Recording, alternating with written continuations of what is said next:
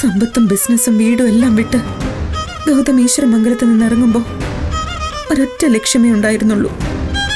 ഒരേ ഒരു വാശിയെ ഗൗതമനുണ്ടായിരുന്നുള്ളൂ.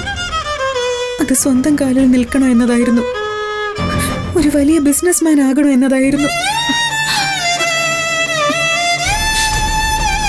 പക്ഷെ ഇപ്പൊ എന്താ അവസ്ഥ? 4 ചുറ്റിൽ നിന്നും ഗൗതമനെ വരിഞ്ഞു മുറുക്കിയിരിക്കുകയാണ്. മുന്നോട്ട് പോകാൻ ഒരു വഴിയുമില്ല. ഇപ്പൊ എനിക്ക് ചെയ്യാൻ പറ്റുന്ന ഏറ്റവും വലിയ ഉപകാരം ഇതാണ്.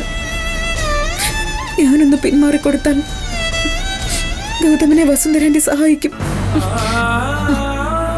ഗൗതം ഒരു വലിയ നിലയിലെത്തും. അത് മതി ആന്റി എനിക്ക്. നീ എന്തൊക്കെ പറഞ്ഞാലും എനിക്കറിയാവുന്ന ഒരു സത്യമുണ്ട്. ഗൗതമില്ലാതെ നിനക്ക് ജീവിക്കാൻ പറ്റുമോ? പറ്റില്ലല്ലേ? പറ, സന്തോഷത്തോടെ ജീവിക്കാൻ പറ്റുന്ന പറ. നീ ഞാൻ തീരുമാനിച്ചു കഴിഞ്ഞു. എന്റെ ഗൗതം രക്ഷപ്പെടണം. അതിനുവേണ്ടി ഈ ജീവിതം തന്നെ ത്യജിക്കാനും ഞാൻ തയ്യാറാണ്. വസുന്ധരാന്റി പറഞ്ഞതുപോലെ കുറച്ചു ദിവസം ഗൗതം എന്നെ ഓർത്ത് സങ്കടപ്പെടും.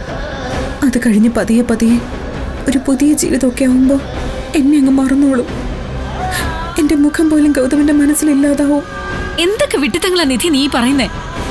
അങ്ങനെയൊന്നും മാറാൻ ഗൗതമിന് പറ്റില്ല. അവനെ വിട്ടുപോവാൻ നിനക്കെങ്ങനെ മനസ്സ് വരുന്നു? എന്റെ വേദന എത്രത്തോളം ഉണ്ടെന്ന് എനിക്ക് ആരെയും പറഞ്ഞ് മനസ്സിലാക്കാനാവില്ല ആന്റി. പക്ഷെ എന്റെ ഗൗതം വലിയ നിലയിലെത്തണം. സമൂഹത്തിൽ തല ഉയർത്തി നിൽക്കണം. അതിന് ബലി കൊടുക്കേണ്ടി വരുന്നത് എന്റെ ജീവിതമല്ല, എന്നെ തന്നെയാണെങ്കിലും ഞാനത് ചെയ്യും. യാത്ര പറയുന്നില്ല, പൊയ്ക്കോട്ടെ. ഇനി കാണുമെന്ന് പോലും അറിയില്ല. നിധി